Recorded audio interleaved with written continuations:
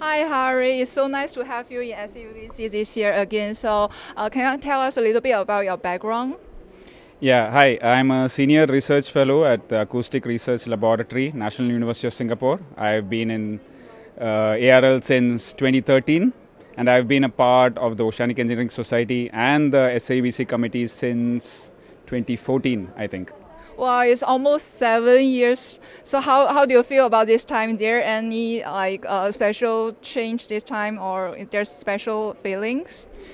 Yeah, so I mean, it's great to see the way the teams have evolved. As you know, we have only ever kept growing from the time the competition started in 2014. We've always had more teams registering, more teams submitting videos, more teams qualifying, and we had to keep upgrading the tasks every year because the teams were getting better and better. And in fact, right until 2019, we were always growing. In 2020, actually, we had a great promise of a big grand event. We had like 80, 90 teams who registered, 45 teams shortlisted with videos, teams from all over the world, even countries we haven't seen till now, like teams from Colombia, from South Africa, from USA, a lot of countries, and it was promising to be a really diverse event, but unfortunately we know that the last 2 years went off in a blip, so 2020 didn't happen.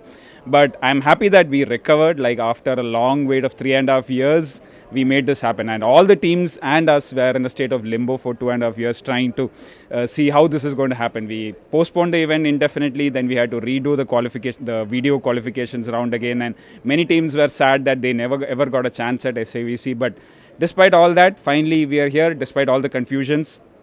25 teams made it to the venue, which itself is a success. And of that, 16 teams actually qualified, which is again very impressive. So the statistics are looking pretty good, and I think even the teams have gotten slightly better. Of course, we would love them to do even better and take the competition to a much different standard.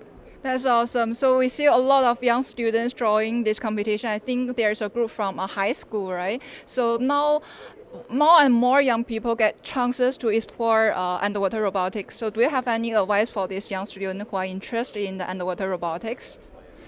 Yeah, my advice would be, well, first of all, events like this are a great learning opportunity. There's no better way to learn than hands-on. And I think that goes especially for engineering, especially for robotics engineering, which is highly interdisciplinary and has a lot of nitty-gritties that cannot necessarily be covered in academics. So while academics is important for understanding the fundamentals, these sort of competitions are important. And also, I think it's important the teams use this as an opportunity to network. And this time we made sure that they get that opportunity even in a better flavor, because we are holding it right after the AUV symposium, which means they get to interact with folks who were there at the AUV symposium and are visiting the challenge. And many of them have been coming and interacting with the teams, and it's a good opportunity for the team. So hopefully they can make a lot out of this networking, which I think is one key important step in careers for many people.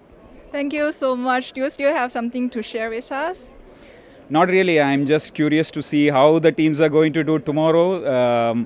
We don't have two of our regular champion teams over here, which is the Northwestern Polytechnic and the Far Eastern Federal University.